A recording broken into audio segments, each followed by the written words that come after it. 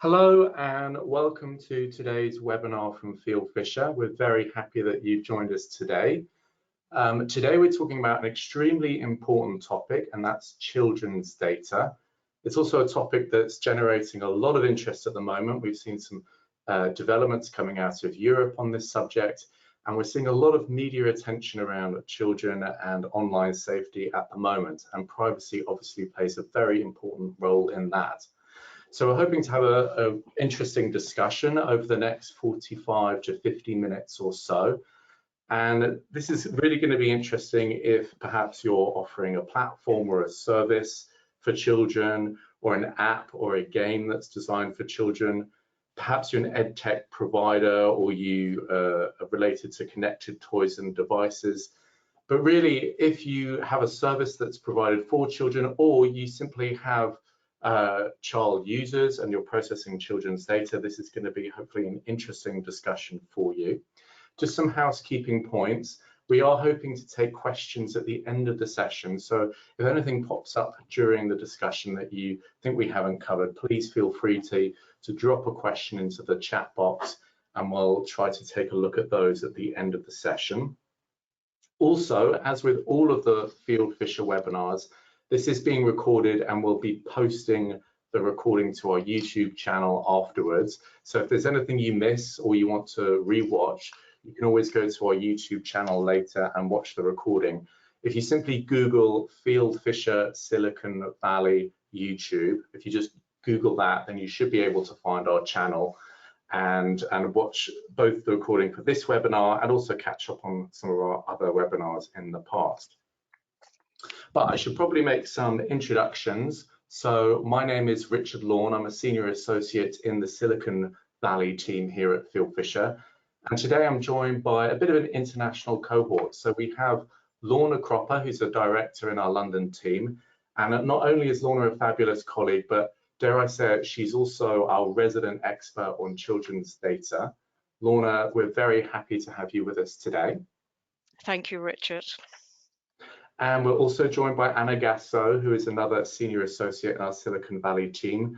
And it's great to have Anna with us. She's worked on this subject for a little bit, and she's recently returned from maternity leave, and I'm very pleased that you're back up and running as a member of our team, Anna. Thank you, Richard. I'm very happy to be here today as well. Lovely. So, oh, and there's the deck with all of our details. That's our lovely faces for you. But these are the three topics that we're going to be discussing today. So we've broken these down into three different topics. The first is codes and guidance that's starting to emerge or has emerged from Europe. And I should clarify today that we're talking about the rules that apply in Europe around the processing of children's data. So that's both the rules under the GDPR for the EU and the EU member states, and also the rules under the UK's version of the GDPR for the United Kingdom. And this is a topic where there's some area for derogation and divergence, so that's why it's really interesting to see the codes and guidance coming out of Europe. Now, obviously, age assurance and verification is very important when we're talking about children's data, so that's something that we'll be addressing as well. And then we're going to open up the discussion a little bit more broadly to talk about what are some of the most important themes you need to be thinking about when you're designing for children. So if you're offering a platform or service, how should you be designing with children in mind to make sure that you're complying with your obligations under the GDPR and the UK's GDPR? So those are the three topics. But to begin with, we should return to some fundamentals and address three basic questions. And these are questions that we get asked quite often by our clients, and these are going to help set the stage for us today. So the first question is, well, what does the GDPR actually say about children? You know, how does it regulate children's data? And Lorna, I think a lot of people, when they consider this question, their mind goes to Article 8, which is that article that sets out the age of digital consent, where you're relying on consent to process personal data.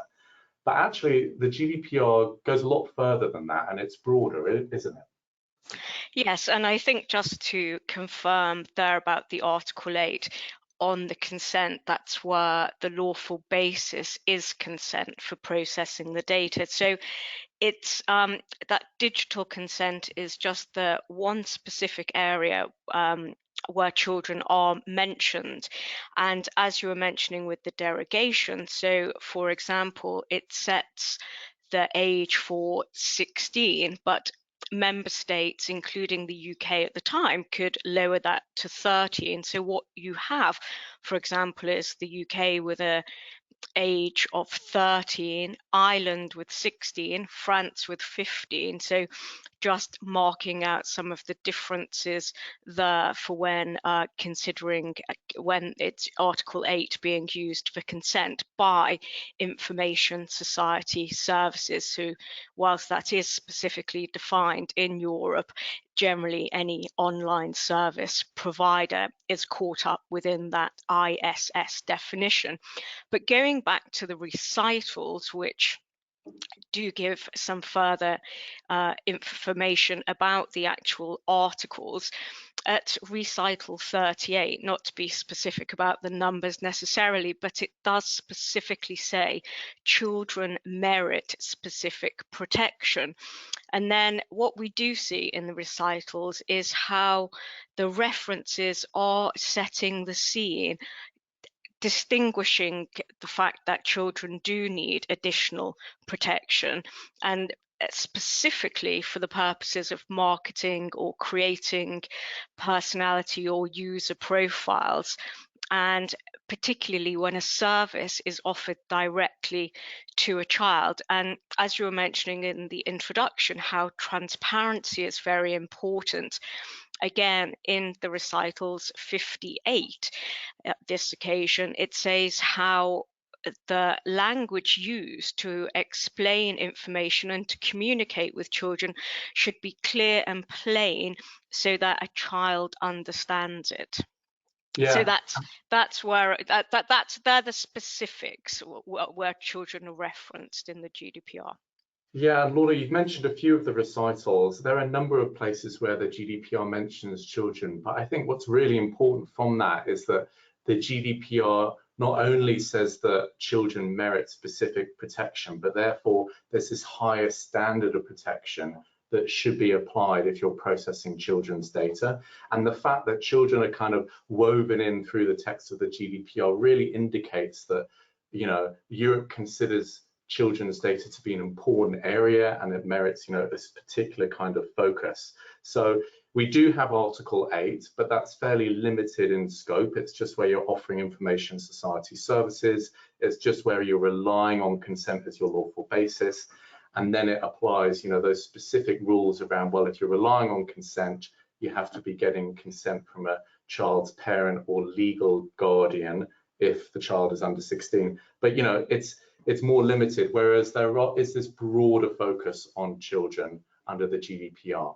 The second question on our deck is another pretty fundamental one. So who is actually considered a child for the purposes of the GDPR, and what age would you be considered a child? Now, you would think this is quite a straightforward question. Under some laws, it's more clearly regulated. So for instance, under COPA, you know, it's fairly clear that if you are collecting information from a child under 13, then you have to consider those additional rules. But, you know, for the GDPR, it's not quite so clear cut, is it, Anna? No, not really. The GDPR does not define what is a child. So, but the EDPB guidelines on consent, and more generally, the regulators refer to the United Nations Convention on the Rights of the Child, the UNCRC definition, which is a child is any person under the age of 18. And that's important because when we look at the UK ICO Code of Practice for Children, it only applies if children, so person under the age of 18, are likely to use those online services. And it is also, I believe it's also the case for the DPC draft fundamentals. But it's very interesting because we have those two concepts, the age of consent under the GDPR, which can be between the age of 13 and 16, depending on the country, and the age of majority, or what is a child. And the CNIL makes a distinction here, and the first recommendation of the CNIL on that topic is really focusing on that distinction between the age of digital consent, which is 15 in France, and the age to enter into a contract, which is 18, unless it is a routine act. And the CNIL considers that to be consistent, when children can, above the age of 15, are able to consent to have their personal data processed, they should also be able to enter into digital contracts that involve the processing of their data for the purpose of online services, for instance, signing up to a social media platform or signing up to a gaming platform as well, but only if some criteria are met. And I think that's really interesting here, because they really make the distinction between those two concepts, but also realize that we need some kind of consistency between that age of consent and the age to enter into a contract. Yeah, absolutely. And we should say that that's obviously the CNIL's position, and then addressing that question around, well, what's the age at which we can consent as a child to the processing of personal data, and at what age can a child enter into terms and enter into a contract validly. But it gets quite complicated, in particular if you're offering services across different borders and in different countries. There are all of these different country rules around the age of digital consent and capacity to enter terms. So I guess for a lot of our clients, you have to think of, well, what are some bright line rules that we can draw out if we're entering Europe or operating in Europe as a whole? And for the purposes of that digital consent, the Article 8 piece, we have 16, which is mentioned under the GDPR. We know some countries go lower than that, but that's going to be the upper threshold. And then, as you say, both the EDPB and a number of regulators have pointed to the age of 18 as that age to consider more broadly when you're thinking about children's data. So it's unfortunately no quick and easy answers there, but I think we can draw out some guidelines to follow. Yeah, and I think to the extent that you keep in mind that any person under the age of 18 will be regarded as a child for the purpose of privacy and GDPR in Europe, I think that's at least some kind of agreement on all the... There's some consensus forming on that, exactly. So turning to our third question on the slide, this is one we get quite often as well. So what if our service isn't actually intended for children? What if we have a service that isn't specifically designed for children and we're not specifically targeting children? Do we still need to be thinking about our obligations around children and processing children's data? Lorna, what are your thoughts on this question? Well, I think, of course, accountability is very key to the GDPR, as is knowing who your data subjects are. So I think it's a matter of undertaking some analytics to know who is likely to use your service, and looking at the ICO code, the Age Appropriate Design Code, also known as the Children's Code. They have a specific section which asks all providers, information society services, to think about when are their services likely to be accessed by a child. So even if you're not specifically wanting to encourage children onto your platform, it can be that your platform may be attracted to children, and so therefore it's about either determining if you need to put restrictions in place, or determining whether you're going to open that up. So it's about the attractiveness of the nature and content on your platform to children, and then how easy is it to access the service, and what measures are put in place to prevent that access. And if your conclusions are that you don't think it's attractive to children, or you've got some very strong age assurance methods in place, well, just document that, and just to be safe and have strong conclusions in case of any regulatory investigation later down the line. So I think that's the approach for, yeah, and you mentioned the businesses. ICO's code. It was also interesting reading the DPC's draft guidance because they list a number of factors that you can consider in terms of assessing whether your service is likely to be accessed by a child. They give examples like, well, consider the visual content of the site or the platform. Are you using any animated characters or child-oriented activities and incentives? Are you making use of any kind of child-friendly celebrities? And also consider the age of users on similar services. So really, it's taking this broader view of, is it likely that a child would be attracted to my site? But something else that the ICO code says that is, well, there's what you think is likely to be accessed by a child, but then if you know your audience and you know that in fact you actually have a significant number of children using your service, then you still need to be thinking about your obligations here under the GDPR. So it goes back to your point, Lorna, that you really, for accountability purposes, need to be knowing who your users actually are. Absolutely, and I think throughout the codes and guidelines we're going to be discussing, there's underlying repetitive theme about actually engaging with the users themselves. So not always just looking at analytics, but making sure that you do actually have some real engagement with who's using it, particularly if children are using the site. Absolutely, and that's probably a good segue into our first topic of discussion today. We've already mentioned some of the guidance, and here are three main pieces of well, statutory code and also guidance that's been issued in Europe. The first thing to say is that at present, we don't have any specific guidance on children from the European Data Protection Board, the EDPB. However, quite recently in its October plenary, the EDPB did issue a mandate to the DPC to begin drafting that guidance. So that's something that is going to be in progress, and we can expect to hear more updates on guidance from the EDPB later this year and next year. But in the absence of that EDPB guidance, we have these regulators coming out with codes and guidance. So the one that's probably attracted the most attention is the UK ICO's Age Appropriate Design Code, or the Children's Code. And Lorna, I say that's attracted a lot of attention because not only do I see it referenced by some of the other regulators, but it's even made an appearance and a mention in the US Congress as well. What do you think's particularly significant about the UK's code, and why is it garnering this attention? Well, I think as the forward in the actual code itself states, it is the first of its kind. However, the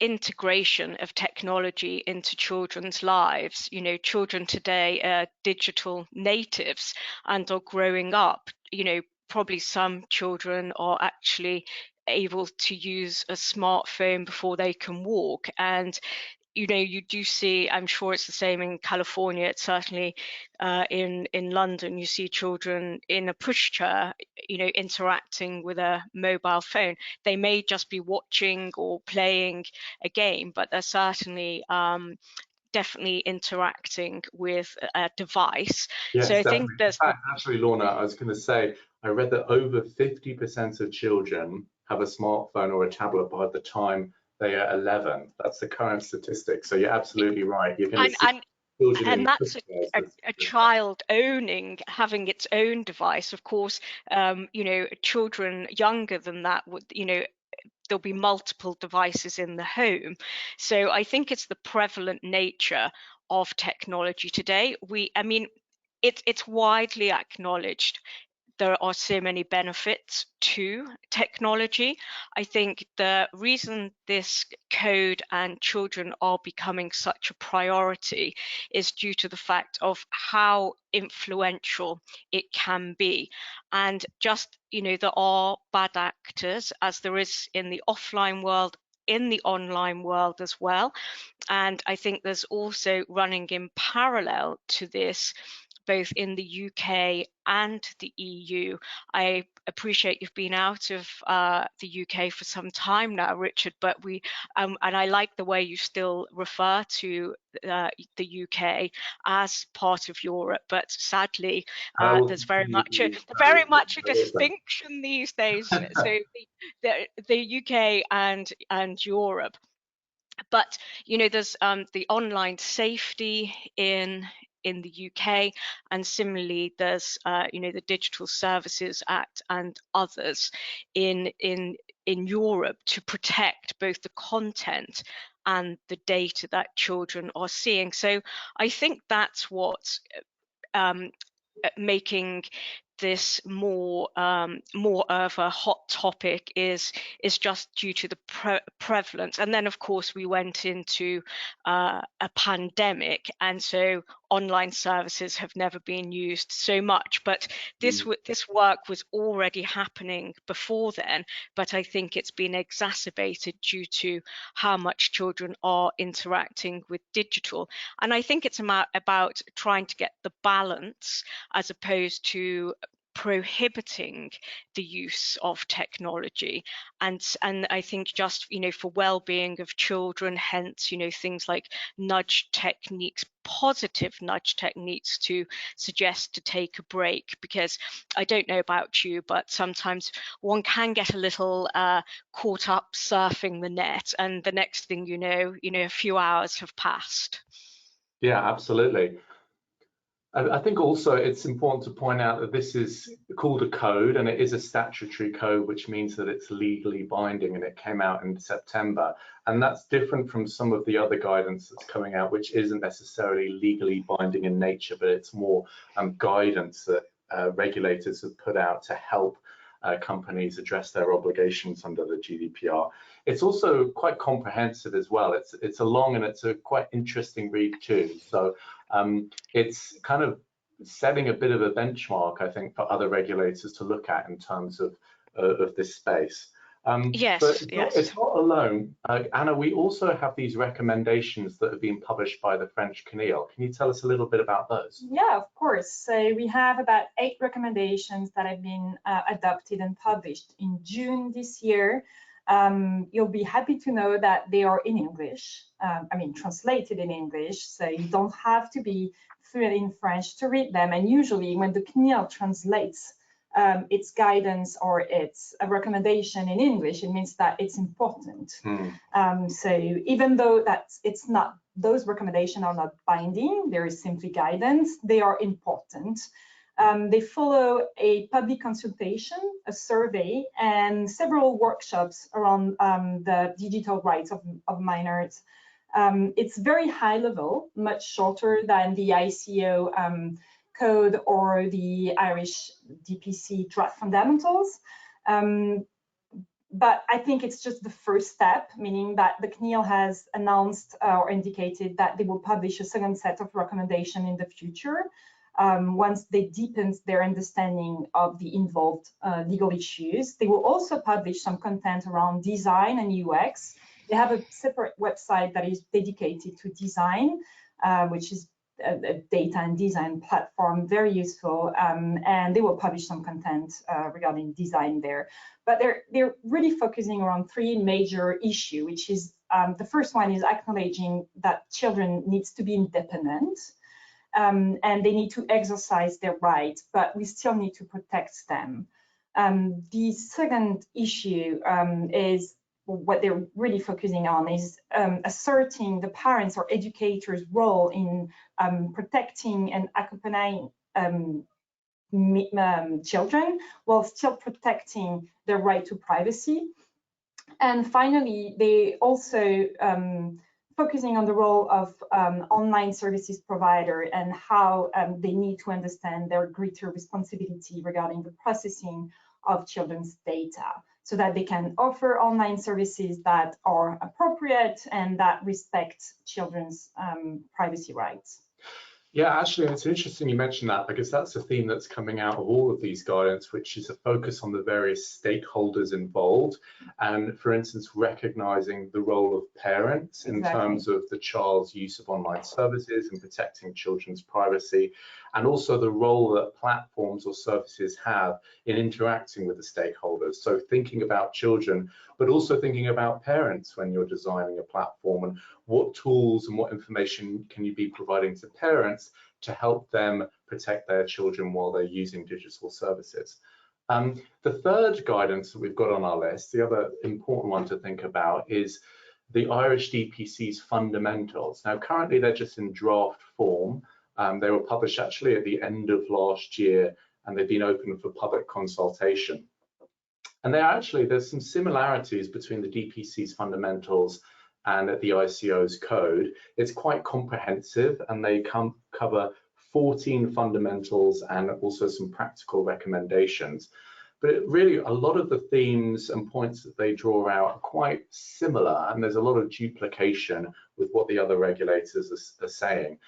And something else that struck me when looking at all of this guidance is there's definitely a conversation here. So I see the regulators referring to each other's guidance. They clearly like working in the same space.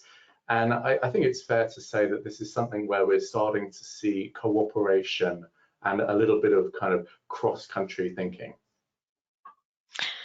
Yes, and I think just to make a point there as well about the cross-country thinking, and as you said, Richard, earlier, the Senate in the US has mentioned the UK's ICO, but not only has it mentioned, it's actually written to the leading tech companies and gaming sites in the US, asking them to follow and to implement the age-appropriate design code, as those companies are having to do in the UK. So very much an acceleration to what's happening on the other, across the Atlantic with yourselves as well.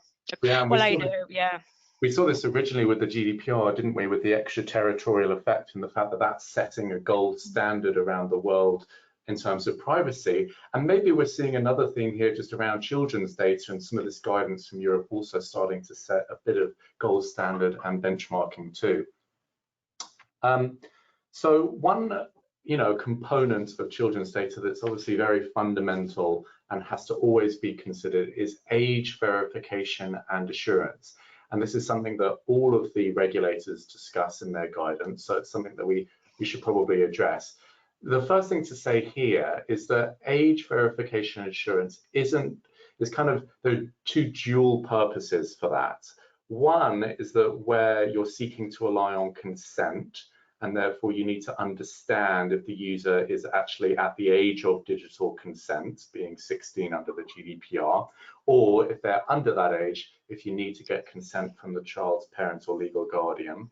And then the other purpose of age assurance is really just to understand the age of your user, and therefore understand what standards of protection you should be applying, and whether that means you need to be designing your service differently. For instance, if you need to be providing different content, or if you need to change the default privacy settings for that user. So there is this dual purpose for age verification. But to address both of those purposes, you can consider, the same methods. And at Lorna, we see some examples provided in the guidance. What are some of the methods by which you can verify a user's age? What are currently the most common methods? Well, I think the methods that are being used in practice and that we see on websites and apps and other platforms are the request for a date of birth, or sending an email to a parent or guardian, on occasion asking for some perhaps more specific identifiers.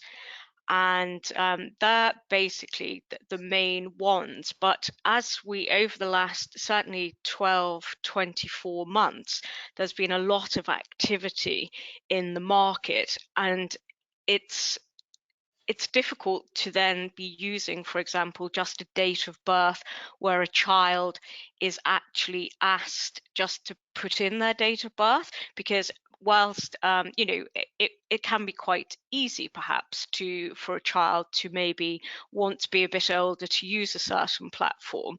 So I think it's a matter of how assured or is the business compared to, you know, the level of risk of that data that's being processed. So say, for example, with a child putting in their own date of birth, that's more so for a very low risk level, whereas maybe some social media platform, particularly those where you have to be in accordance with the terms 13 and above, you'd be looking for a more authentic and more verifiable method. And I think what you know, there are a number of technologies that are now being that are available in the market.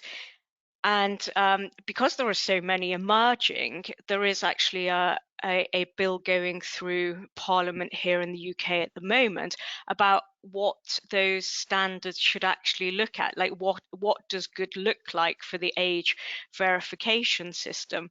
And there's one particular model called, not advertising this in any way, just by way of example, it's called Yoti. And what they are doing is that using advanced AI and then producing an age estimate, but then they delete the data. Because the other issue you've got with any age verification method is how you don't, you know, you still have to be using the principle of data minimization as well. So you don't want to be collecting too much data. Not every child will have a government identification. And so there are many different things to take into consideration. Interestingly, Yoti has been adopted by the German Commission for the Protection of Minors in the Media. So it's called a facial age estimation tool, and that will be used on the German market. And I also saw on LinkedIn that a gaming provider it's in a beta testing phase for 13 plus. That is going to use a government ID, so passport, or in certain countries that are ID cards.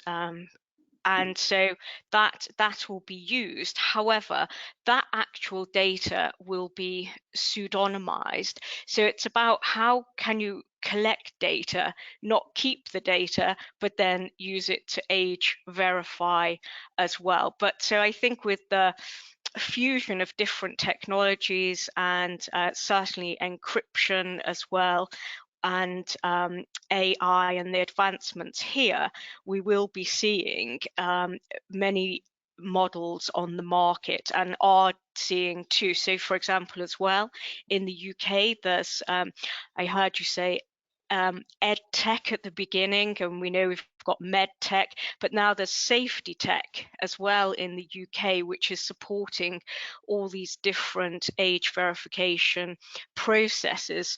And as you were saying, with the standards and how comprehensive the UK ICO code is. So whilst 14 in the Irish DPC, there are 15 in the UK guidance. And the third standard is about this age appropriate application, and very much in the ICO thought, it is about being practical and risk-based as well. But interestingly, there's a whole opinion that has been published out for consultation at the moment, which goes into further detail about how it should actually look like in practice. So open until the 9th of December for consultation, and that's looking at the Information Commissioner's opinion on age assurance. So it's all about, again, getting a balance and taking a risk-based approach, but how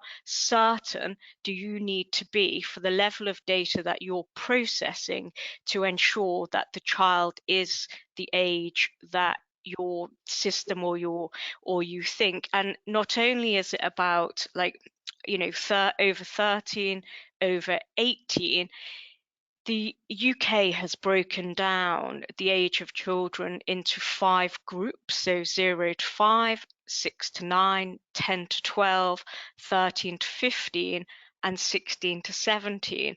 And some of those different groups, it will say, require different processes. So again, very important to know your market, and also what the different content is being provided as well to those different ages.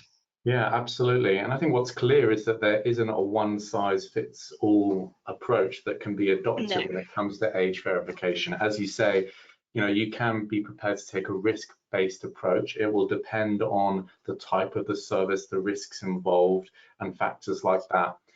And you know, a lot of people, including regulators, are looking to technical innovation and new AI and technical means to address age verification, because I think there's this recognition that practices like self-declaration or obtaining parent declaration, there are, you know, challenges with those methods, and sometimes they can be flawed. So, for instance, the CNIL's guidance actually provides a really interesting statistic, which says that 44% of 11 to 18-year-olds say they have lied about their age on social networks. From my perspective, I think the surprising thing is that that number isn't higher, to be honest with you. And they also provide a quote that says, "I enter fake information because of my parents." That's a quote from one of the teenagers they spoke with at a workshop. So you can understand why that might be the case. But despite that, there is this recognition that those kind of methods like self-declaration might be appropriate in certain cases, and more robust methods would be needed perhaps if the risks are higher. So definitely. Absolutely, yeah. And I think we, you know, at the beginning of this year, possibly last year, there were, you know, in the Garante stopped both TikTok and Instagram from processing data which they couldn't be certain was from users over the age of 13. So there are consequences, and there can be, and that will happen very quickly. So consequences if things happen and you're not confident of the age of your user. Well, definitely an interesting area, and we're going to see a lot of development in this space over the next couple of years, I'm sure. Okay, so beyond verification and assurance, there's clearly a much broader question around designing for children and some of the themes and issues that you need to take into account when you're processing children's data and designing a platform or a service for children. And on this slide, we've just put up some of the main themes that are drawn out in the guidance from European regulators. These are definitely not the only themes, but they're some of the most common and important themes that tend to come up. One of them is privacy by default, which is really this concept that if it's children's data that you're processing, you should always apply high privacy protections by default. And that means that, you know, if a child's using a service that particular features, like for instance, geolocation data or tracking, they're switched off by default. And I think one of the reasons for that is that children tend to just accept what the default settings are. They're less likely to interrogate or change their settings. And therefore, it's more important than ever that they are pro-privacy by default. Another really important topic is transparency. And Anna, this is something that's clearly mentioned in the GDPR, but it's also something that all of the regulators address. So what do we need to be thinking about in terms of transparency and children? Yeah, absolutely. I think it's been highlighted by all regulators, at least in all these draft guidance and code, that it is something that is key. It's key because it's also one of the principles of the GDPR, which is making sure that you provide sufficient information about the processing of individual or data subjects' data. But here it's even more important because children do not have the same capacity to understand and read, especially depending on the age. So the first thing is that it should be easy, the information around processing should be easy to find and easy to access, not only by the children, but also by their parents. So you see, here we really come back to the idea that it's not just, I mean, online services do not just need to take into account children, they should also think about their parents. Right. And the other interesting point is that I think it comes from the ICO is making sure that not only you have that privacy notice that most websites have, but you should also provide just-in-time or bite-sized explanation around the processing of the data. And so it's not just having that long page around processing of data, but also, you know, when a child is entering some personal data or changing their settings, having some kind of just-in-time notice explaining what it means and what are the consequences. You should also be easy to contact. So that's comes from the DPC. You should provide clear and simple child-friendly language, maybe using different formats, not just letters, but also icons, videos, cartoons. We have already, I think, some good example online of companies or organizations that are using the cartoons or icons. I think you also, and that is very interesting, I think, with the ICO code, is having different recommendations depending on the age. So making sure that the way you provide that information that is required under the GDPR really depends on the age of your audience. So you're not going to present the information in the same way when you're targeting 0 to 5 that when you're targeting 10 or 11 years old children. And yeah, so I think that's. Yeah, and I think this concept of transparency for children, you kind of need to think a little non-traditional and outside the box, don't you? Because we're not just talking about your standard privacy notice, because a lot of children aren't necessarily going to read that, they're not necessarily going to understand that. You have to explain it more in bite-sized chunks in language that a child will understand, and think about, as you mentioned, these non-traditional methods. And I think it's quite fun to think, you know, today we spend a lot of our time drafting these privacy notices.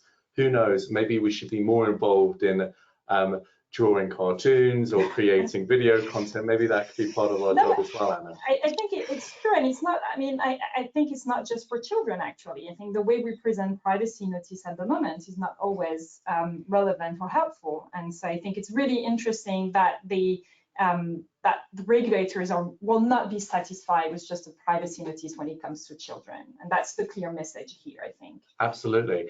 And you made that important point as well, that transparency also involves the parents too. So providing information that parents can use to explain privacy to children and explain how the child's data is used on a particular platform, and potentially also including prompts for the child to say, you know, if you need this to be explained to you, you can ask your parent, or, you know, go to an adult who might be able to explain this to you. So again, thinking of the stakeholders involved and the role that parents and guardians can play when designing your platform. So that brings us on to the third bullet point on our list, which is around parental tools and controls, and what you can be designing to help parents address their children's rights. And what are some of the points that the regulators are making here, Anna?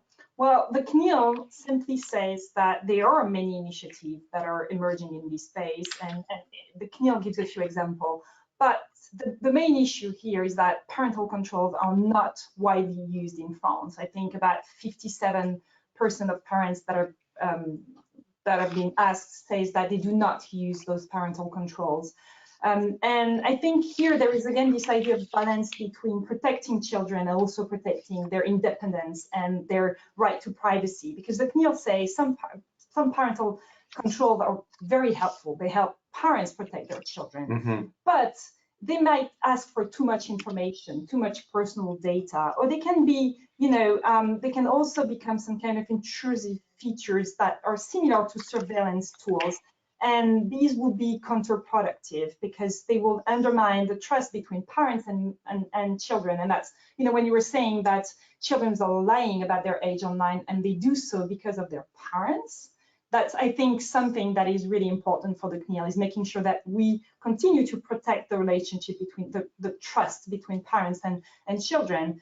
And it also can have that effect where children become used to being monitored, right. and they get accustomed to surveillance tools, which is also something we need to protect them against. So. And actually, the DPC, I recall, they say that if you are providing parental tracking tools so that parents can monitor what their children are doing on the platform, then you should always alert and notify the child that that's in place, so that the child knows. And that helps to build trust between the child and the parent to understand where those boundaries lie. You know, and some examples of perhaps slightly less intrusive controls would be time limits, or bedtime alerts on a platform, restricting access to certain features or restricting in-app purchases. So there are a variety of different tools and controls that parents can be given to help that. I think as well, if I may just say that, as to Richard, is about where there are these parental tools. Some clients and some just sites we've researched for our own interest and knowledge actually have some very good content, but it's not always easily available. Like you sometimes 4 clicks in our very one-click age. So I think it's about clients and companies making it very obvious as to where this information is located, because as we say, every stakeholder using any particular online service, there's a responsibility amongst them all. And so but I think it would help parents if if it was easily able to find such resources as well. Yeah, absolutely. I mean, here's another statistic. Apparently 44% of parents, yes, I do love my statistics, 44% of parents say they do not receive any or enough support when supervising their children's digital practices. So clearly there is a role for the platforms here to help provide a bit more support for parents and to provide them with the easily accessible information and tools and guidance around how they can be providing these platforms for their children, because obviously we want child to engage with these services. Children want to use them, and they can be great tools, but we just want to give the parents a little bit more help on how they can think about the privacy issues involved. And equally, not just the privacy issues, but also understanding the technology itself, because often there will be children who are perhaps more knowledgeable than their parents about how to navigate certain features and functions. So I think just going back to everyone's got a responsibility, but important to know all the various settings of a device and how these interact, but in a very easily understood manner, not creating further work for any parent. And throughout all of this, there's also the role of nudge techniques. So what's interesting on nudge techniques is the regulators say, well, in fact, in some cases, nudge techniques should be avoided. For instance, if they are used to encourage children to make poor privacy decisions or to enable more intrusive forms of processing. But at the same time, nudge techniques can be helpful too, because they can encourage children to make pro-privacy choices, or they can be used to promote a child's health and well-being, like take a break from using the service, or do you really want to enable this feature or make this change? So clearly, nudge techniques is it's an emerging concept, but it's discussed by all of the regulators. The last topic that we're going to touch on is perhaps the trickiest and one of the most challenging areas when it comes to children's data, and that is profiling and related processing like marketing and advertising. And I think it's fair to say that all of the regulators address this, and there's different different statements coming out from the ICO, the DPC, and the CNIL. But one thing is that this is really considered a more intrusive area of privacy, and it can be difficult to navigate when you're thinking about children's data. So for instance, Lorna, what does the ICO say about profiling marketing? Well, certainly, Richard, I will come on to that, but just want to say also on profiling, there is the European Data Protection Board's guidelines too, which are very helpful, because whilst there has been no specific guidelines on children, as you said at the outset, there are a number of guidelines which do talk about children in sections, and the guidelines on profiling do say that. The ICO does take a general risk-based approach. Of course, just going back to those guidelines, you have to be very careful, and any processing that would have a similar significant effect using profiling, where you're making decisions based on children, for example, did have an inquiry as to whether you would be able to profile children on the level of spend within the app, which was a very much a red flag, because that would be creating a situation, where there was a similarly legal effect. So it just needs to be very careful as to what you are profiling about. And there seems to be, whilst it's not, and with regards to marketing and advertising, we do also need to be considering the e-privacy directive of the EU and the local implementation of that. So for example, making sure the consent for any cookies or digital tracking. But I think what we're saying from the ICO is a very cautious approach, and there's a very conservative approach in the DPC's draft, which will be interesting to see if it does hold, because they are taking a very black and white approach, that they don't think any advertising or marketing to children, and that would be under 18.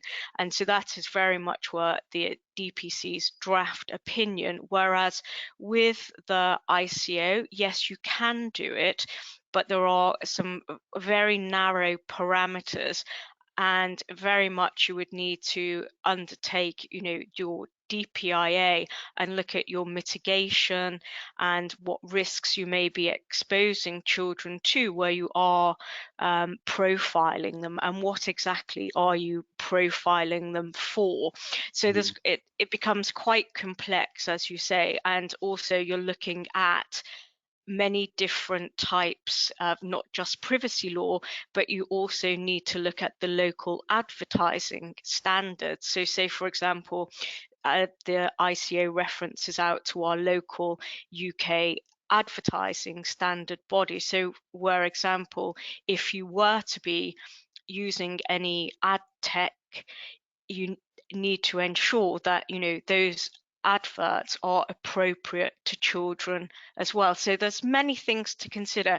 It's not prohibited, but you just need to ensure that you have certain measures in place, and you have thought about it, and you aren't overly specifically you are giving that protection to children and not flooding them with inappropriate adverts. Absolutely, and as you say, it's not necessarily prohibited, these practices, but behind all of it, you always have to be thinking about the best interests of the child.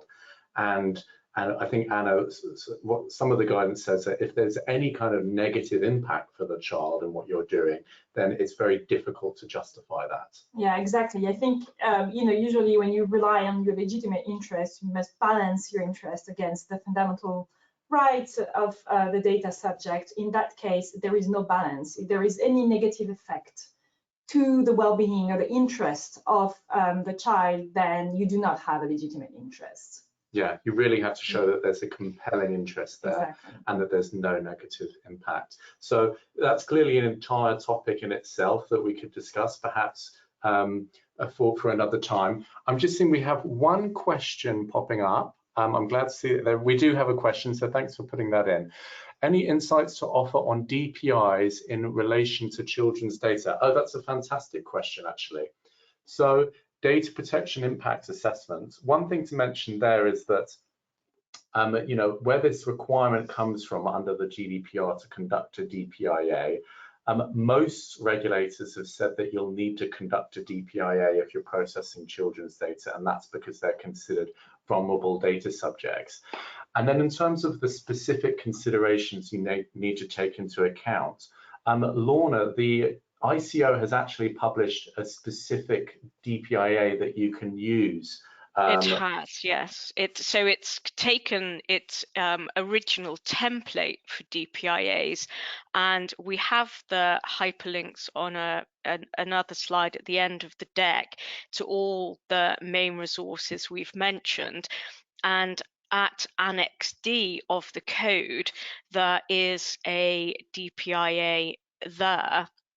And you need to look at each of the 15 standards in turn and look at, you know, what risks you have and how you can mitigate any risks. So there's quite a specific format, and there's quite a, you know, a lot to consider. Also, there are some examples of DPIAs on the ICO's Children's Hub, which has produced a lot of information in relation to commentary on the code. So, for example, has got a paper on transparency champions, where you'll see some of those examples that Anna referenced to being, you know, good practice. And so certainly for the DPIA, a lot to think about, but the template is there, and very much compulsory. There's also a blog from the ICO which says pretty much all organizations processing children's data have to do a DPIA. Yeah, and these are really helpful and valuable resources. And don't worry, the next slide, actually, let me go to that next slide now. We have provided links here to some of those resources. So you can go to the ICO's Children's Hub and you can go to their page and find some of those templates and examples. And we have another question here. Have the codes and guidance had any real impact yet in terms of protecting children? I think that's... Well, sorry, yes. I'll go ahead, Lorna, please. Yes, well, the ICO was very hot on the heels of the publication and are taking it extremely seriously. The age-appropriate design code, there was a 1-year implementation period. It came into effect on the 2nd of September. On the 3rd of September, a number of letters were sent out from the ICO to social media and messaging applications with a whole raft of questions. And then 3 weeks later, a second letter was sent out to gaming platforms. And when I say a whole raft of questions, they had 50+ questions. So I think whilst the ICO hasn't actually said as yet what it's going to do with the responses it receives as to how organizations have implemented the code, there is, you know, there's a real sense it's wanting to be proactive to help organizations to put together content to ensure this is happening. So as you can see on the 3rd bullet point under the ICO, there's this design guidance which is for designers to understand how to engage with children, how to create a transparency. So I think we can be seeing a lot of work in this area, both from the mandate from the EDPB and from the ICO, who's very much, not only do we have the opinion, but we have these consultations, and also the ICO offered companies a voluntary audit as well. And I know of one company who did do a voluntary audit with the ICO to make sure that they had done what was necessary, or to create a plan of action for implementing the age-appropriate design code. Yeah, and I think that neatly brings us back to the title of the webinar, which is a renewed focus. And that's exactly what we're seeing right now, because we're seeing this new guidance and the code that's come out, but we're going to see a lot more in this space. So it will be very interesting to see the impact that all of this will have in terms of protecting children's data. Well, we are actually, we have overrun on time, and we're approaching the hour mark, so we should probably leave it there. There are a couple of other questions. Apologies, we haven't had time to look at those. Again, I want to thank you for joining this session, and thank you to the other speakers today, to Lorna and to Anna. Thank you very much for your time. Thank you, Richard. I hope everyone has found this very useful and interesting. Again, pop onto our YouTube channel, the Fieldfisher Silicon Valley YouTube channel, if you want to look at the slides, if you want to hear our voices again, and otherwise feel free to reach out to any of us if you have follow-up questions. Very happy to help, and look out for an invite to the next webinar. We don't know what that will be yet, but you'll be notified if you subscribe to our mailing list when that's coming out. Thank you very much again, and have a wonderful day. Thanks. Bye.